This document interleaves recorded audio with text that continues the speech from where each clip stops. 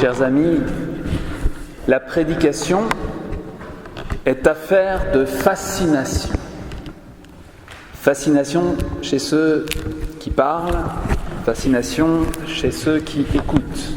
Nous venons d'entendre que l'on s'étonnait de cet évangile de la grâce, cet évangile plein de grâce qui sortait de la bouche du Seigneur et de son cœur, bien sûr. On était dans l'étonnement ou dans l'admiration. Le mot qu'emploie saint Luc a les deux sens. Mais il y aura chez ceux qui suivent et qui annoncent Jésus non seulement de l'admiration, mais de la fascination. Non seulement nous admirons le Christ, mais nous sommes fascinés par lui. Tous, dans la synagogue, avaient les yeux fixés sur lui. L'admiration, c'est ce que l'on éprouve face à ce qui est grand, ce qui est beau, ce qui correspond à notre idéal. La fascination va plus loin, elle nous emmène, elle nous porte vers la chose, elle est l'attrait mystérieux qu'exerce sur nous un être admirable qui devient le centre de la pensée et la proie du désir. Le prédicateur est un être fasciné, c'est sûr. Il ne peut être qu'un témoin bouleversé et percutant, un projectile. Il doit l'être en tout cas. Lorsqu'il parle, le visage de Jésus paraît et brille dans nos cœurs la connaissance de la gloire de Dieu qui est sur la face du Christ. Visage empreint de gravité, de détermination, d'extrême bonté, visage majestueux duquel la lumière pleut. Seule la beauté de Dieu peut attirer. Le chemin de Dieu est le charme, l'attrait, a dit François, notre Saint-Père. Et de fait, tous dans la synagogue avaient les yeux fixés sur lui. Et nous sommes comme eux, n'est-ce pas ? Le charme de Jésus est époustouflant. Jésus est quelqu'un qui a un tel pouvoir d'attraction qu'il a le pouvoir de nous faire tomber en lui. Vivre en Christ, être dans le Christ, Jésus, n'est-ce pas ce que l'apôtre Paul écrit à tout bout de champ, et n'est-ce pas ce que nous voyons concrètement toutes les fois qu'une personne s'élance, tombe, suppliante, à genoux, face contre terre, devant Jésus. Et n'est-ce pas là, en Jésus, que nous en sommes ? L'Évangile, si je puis dire, ne parle que de Jésus. Et c'est capital de bien saisir cela si nous voulons que la fascination ait lieu quand nous prêchons. Autrement dit, si nous voulons que les gens soient bousculés, déplacés, emportés en Jésus grâce à la prédication. On ne tombe pas en Jésus, on ne le laisse pas devenir le maître de tout en nous parce qu'on nous a fait un joli exposé sur les vertus ou parce qu'on nous dresse semaine après semaine un catalogue de toutes les pratiques chrétiennes. L'Évangile n'est pas quelque chose, mais quelqu'un, Yeshua Minsaret, une présence, un visage, un amour, une vie d'une beauté folle. Il y en a marre des homélies qui ne parlent pas de Jésus, qui ne nous le montrent pas, qui ne nous livrent pas une vraie bouchée de la moelle évangélique, qui ne sont que de minables séries de yaka faucons, des exposés froids et sans saveur, bien que savant quelquefois. Nous voulons voir Jésus. Saint Matthieu, Marc, Luc et Jean nous l'ont montré. Ils nous l'ont livré.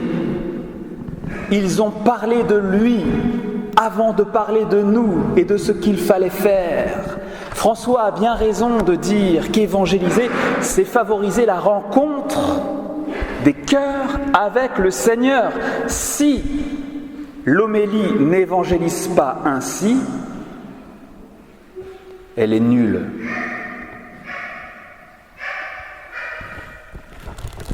Les évangiles donnent à voir, à toucher, à goûter, à sentir autant qu'à entendre.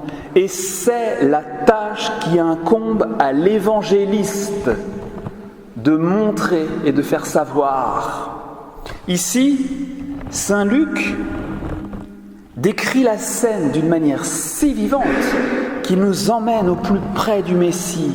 À notre tour, à mesure que nous écoutons, nous voyons. Et nous sommes rivés sur le Christ. Alors, la parole devient événement, la prédication une rencontre, et des cœurs sont brûlants. Nous sommes là pour ça, pour favoriser cette rencontre avec le Seigneur Jésus. Nous sommes là pour être évangélistes. Matthieu, Marc, Luc et Jean le sont. De manière très particulière, ce sont des évangélistes, des prêcheurs hors pair, bien sûr. Mais le ministère d'évangéliste, celui d'annonceur de la bonne nouvelle, de prédicateur de l'évangile, est ou sera le nôtre. Nous lirons les paroles colorées, sonores, vibrantes, toutes aimables qu'ils ont écrites dans l'Esprit Saint. Et dans le même esprit, nous prêcherons Jésus vivant. Jésus vivant, notre Seigneur, notre Dieu, notre amour. Il est écrit dans les Actes des Apôtres que le diacre Philippe, qui était l'un des 7, était évangéliste. Que faisait cet homme de feu ? Extraordinairement, étonnamment charismatique. Saint Luc nous le dit. Il proclamait le Christ. Il annonçait la bonne nouvelle dans toutes les villes qu'il traversait. Pas quelque chose, mais quelqu'un.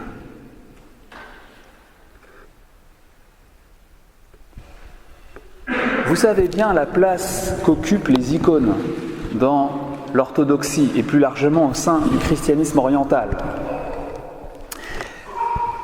L'iconographe est une sorte d'évangéliste. Il écrit ces icônes. Il écrit les mystères du Christ avec une théologie très sûre. Et l'icône est ainsi une prédication bien en forme, haute en couleur. Elle est en tout cas bien plus fidèle à l'essence et la grâce de la prédication que ne le sont tous ces prêches qui ont l'air seulement de manuels, de métaphysique, de théologie et surtout, bien entendu, de morale.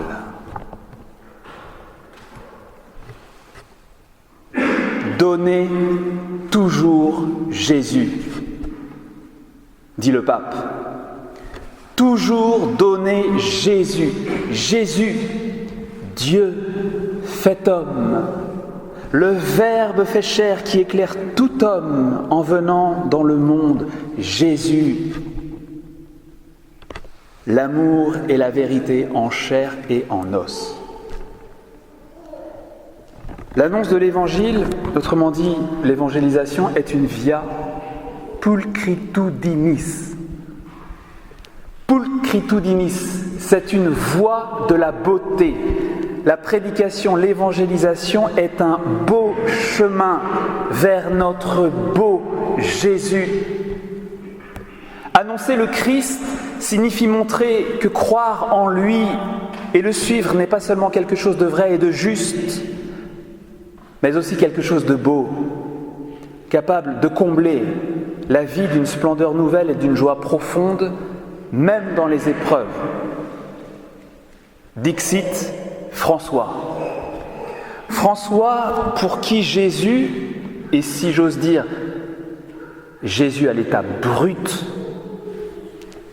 Jésus à l'état brut est pour lui tout ce qu'il peut vouloir de mieux pour l'Église, pour le monde.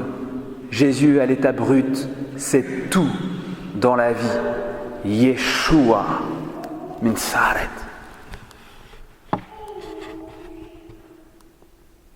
Oh mes amis,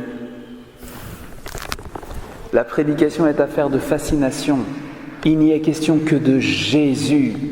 Même lorsque l'apôtre prononce une exhortation morale, comme c'est le cas dans notre première lecture, c'est la figure du Christ qui surgit, qui s'impose devant nous et motive à une vie meilleure, digne de Dieu et belle de lui.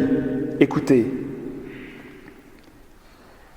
revêtez votre cœur de tendresse et de bonté, d'humilité, de douceur, de patience. Agissez comme le Seigneur. Comme le Seigneur. Il vous a pardonné, faites de même. Ça sent bon le Christ à plein nez.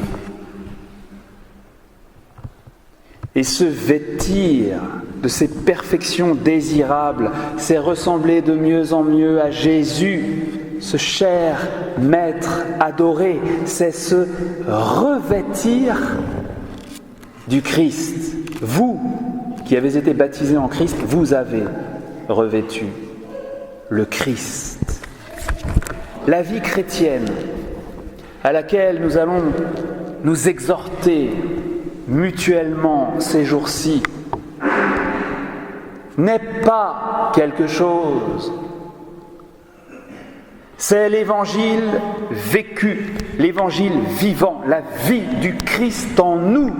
C'est Jésus vivant en moi. C'est lui, Jésus, le vivant, le charitable, le saint, le Fils et l'apôtre. Lui, notre vie, lui dont nous mangeons la chair et dont nous buvons le sang. De même que le Père qui est vivant m'a envoyé et que je vis par le Père, de même celui qui me mange vivra par moi.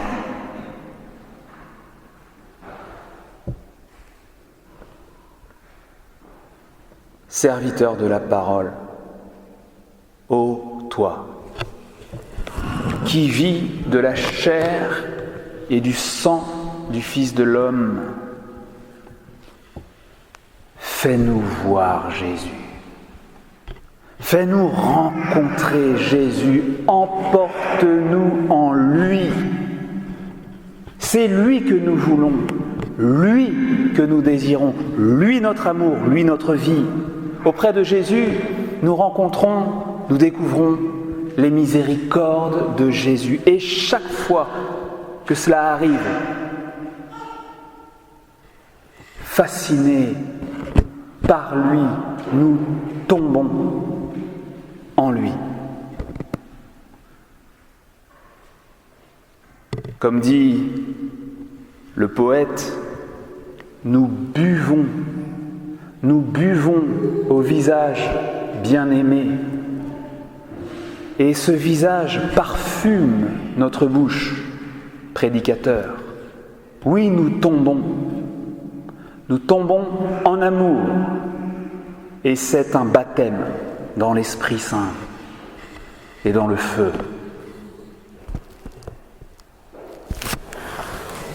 Amen.